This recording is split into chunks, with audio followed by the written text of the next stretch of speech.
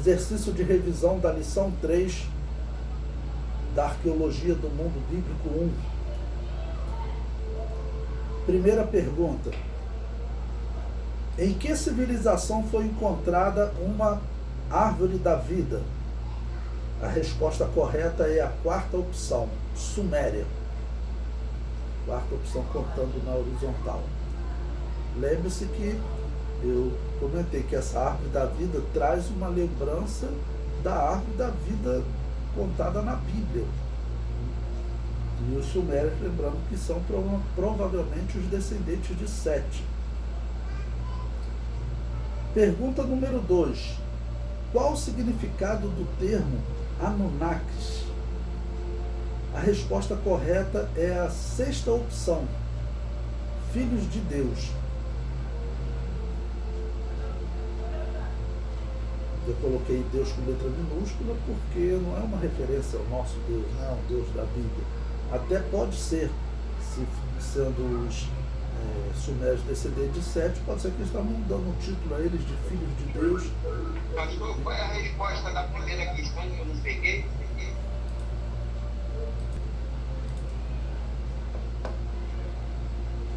Bom, então a pergunta número 1, em que civilização foi encontrada uma árvore da vida? A resposta correta foi Suméria. A número 2, qual o significado do termo Anunnakis? A resposta correta foi filhos de Deus, a sexta opção. Pergunta número 3. Qual o significado do termo Kengir? A resposta correta, terra civilizada. Era como os sumérios se identificavam, né? A região onde eles viviam como uma terra civilizada. Interessante que nós observaremos que tudo indica que esse povo da terra civilizada acabou tendo contato com aquele povo da terra de Kemet, ou seja, os descendentes de Sete tiveram contato com os descendentes de Caim, como a Bíblia avisa. E aí nós veremos que, infelizmente, a terra civilizada, além da idolatria que eles já estavam cometendo, eles passarão para o método da opressão. Isso nós veremos mais à frente. Bom, então, questão número 3, qual o significado do termo Kengir? Significa terra civilizada. Questão número 4, qual a primeira cidade da civilização? A resposta correta é Uruk. Lembre-se que nós colocamos os achados, as datas aproximadas, mas são as datas, os sumérios, 3.300 a.C. E é nesse período que surge essa cidade de Uruk, 3.300, 3.200 a.C. Essa é a primeira cidade a ser citada na civilização. Em 3.200 a.C., aparece lá na região do Nilo, né, no futuro Egito, aparece um homem chamado Narmer, que ele está conquistando as outras cidades, mas nós não temos nem nome dessas cidades, ok? Depois alguns achados falam em 7 cidades, mas o que nós temos de nome e achado arqueológico, nós encontramos as ruínas, a arqueologia encontra as ruínas de Uruk. E essa cidade continuará sendo habitada depois do dilúvio. Nós veremos isso mais à frente. Questão número 5. Segundo os sumérios, quais os nomes das 3 divindades que deram origem a todas as coisas? A resposta correta é Anu, Enki e Ea. Esse é o nome que os sumérios davam para o que eles chamavam de 3 deuses. Eles não chamavam, porque alguns poderão olhar e falar, ele está falando da Trindade. Pode ser que a manifestação do Pai, do Filho e do Espírito Santo, de alguma maneira, Adão teve um entendimento da Trindade. Nós temos pelo texto a maneira como Deus diz, né? Façamos o homem à nossa imagem, né? Então façamos, ou seja, Deus está falando com um outro personagem da Trindade. Assim nós falamos que ele não podia estar falando com os anjos, porque os anjos não iriam participar da criação. Então nós entendemos que é um diálogo entre a Trindade, assim como tem entre o Pai e o Filho no momento do batismo, aparece o Espírito Santo. Então alguém poderia até dizer, vamos dizer, que seria uma manifestação da Trindade. Mas o fato é que eles estão chamando de divindades isoladas. Mas eles dizem que essas três divindades, eles criaram todas as coisas. E o ensino dos sumérios é muito parecido com o ensino bíblico. Eles falam que essa Inanna, né, ela estava vivendo em um jardim onde ela conversava com os animais naquela época. É a crença dos sumérios, né? O marido dela, Dumuz, vivia com ela nesse jardim, que eles, no caso, formavam o casal criado diretamente por esses deuses, Anu, Enki e Ea.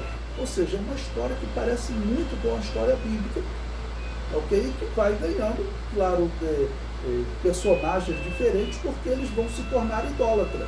Mas que nós encontramos elemento do pensamento bíblico na história dos sumérios, encontramos, né? E até como nós lemos, a própria árvore da vida, que foi a questão número 1. O fato deles terem uma árvore que ele chamava de árvore da vida, sendo protegido por seres alados com asas, como anjos, isso é muito próximo do que a Bíblia fala sobre o jardim do Éden e os querubins guardando a árvore da vida.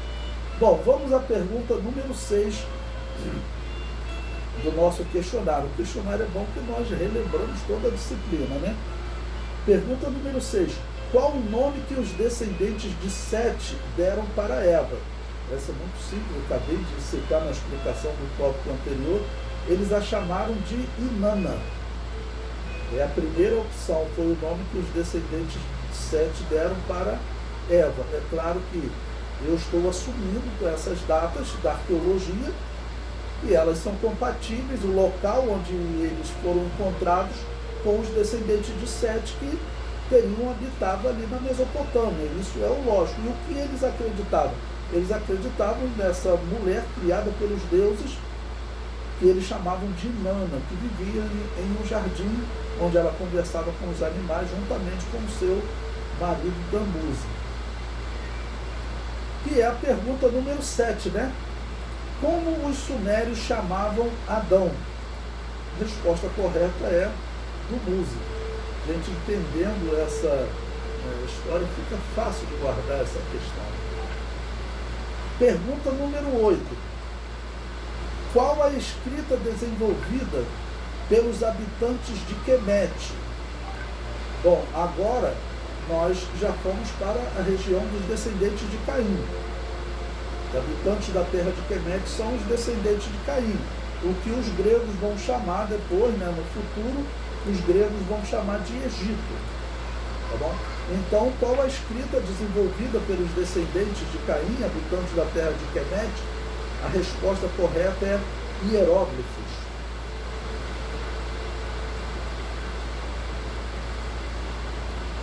Pergunta número 9. Qual o achado que possibilitou ao mundo entender os antigos hieróglifos? Pois bem, então, até para responder o certo, a pergunta número 8 é: os hieróglifos foi a escrita desenvolvida pelos descendentes de Caim, que habitavam na região do Nilo. Então a pergunta é: qual o achado que possibilitou ao mundo entender os antigos hieróglifos? A resposta correta é pedra de Roseta. Por quê? Os hieróglifos, aquela escrita antiga, né, que era uma escrita pictográfica com picture, aquela escrita foi substituída, assim como a cuneiforme também foi substituída, ela foi substituída pela escrita alfabética, desenvolvida ali pelos sumérios, alguns falam por semitas, né, semitas ou sumérios. Então acabou que essas escritas antigas elas foram sendo abandonadas com o tempo. E teve um rei no Egito, um rei grego, eles gostavam muito de história, e ele mandou escrever uma pedra que ficou conhecida como Pedra de Roseta, uma história sobre o seu reino, tratando em 3 escritas, entre elas os escritos hieróglifos e também a mesma história em grego, através de um paralelo, olhando para o grego e procurando o significado lá naquela escrita hieróglifa, eles acabaram identificando, né, decodificando esse trabalho. É um trabalho assim, considerado de uma inteligência muito grande. Me foge agora o nome mas me parece que foi um francês que fez essa interpretação, né? Então essa pedra de Roseta é a resposta, porque ficou esquecido nos dias de Jesus, vamos dizer, já ninguém mais conhecia. Aí veio a Idade das Trevas, com a Igreja Católica dominando, aí que esqueceram tudo mesmo. Quando a arqueologia começou a se desenvolver, ali no século XVIII, o que aconteceu? Eles queriam entender aqueles escritos que eles encontravam nas pirâmides, que eles encontraram nas tumbas que estavam sendo achadas, em pedras, milhares de escritas por todo o Egito. O que isso significava? Ninguém sabia o que significava. E essa pedra de Roseta, nós estudamos sobre ela, ela foi encontrada lá nos dias já da Revolução Francesa, né? Ela foi encontrada pelo exército de Napoleão, quando ele invadiu o Egito. Eles acabaram encontrando essa pedra, levaram para a França, e lá eles acabaram decodificando essa pedra. Foi no ano de 1799. O exército francês de Napoleão que encontrou essa pedra. Bom, então essa é a nossa resposta. E a última pergunta, a pergunta número 10. Como os habitantes de Quemete chamavam a irmã, esposa de Caim?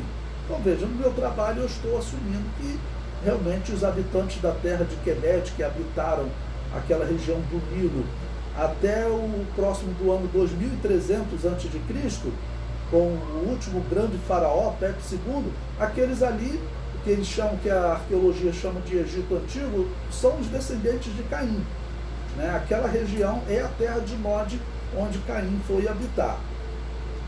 Citei até evidência disso, né? Então, como os habitantes de Quemete chamavam a irmã, esposa de Caim? Eles a chamavam de Sotes. Né? Segundo a história deles, Osíris, Caim, né? Ele fugiu da região onde ele vivia com seus pais, que teria sido criado diretamente pelos deuses. A história dos habitantes da terra de Quemete é muito parecida com a história dos sumérios.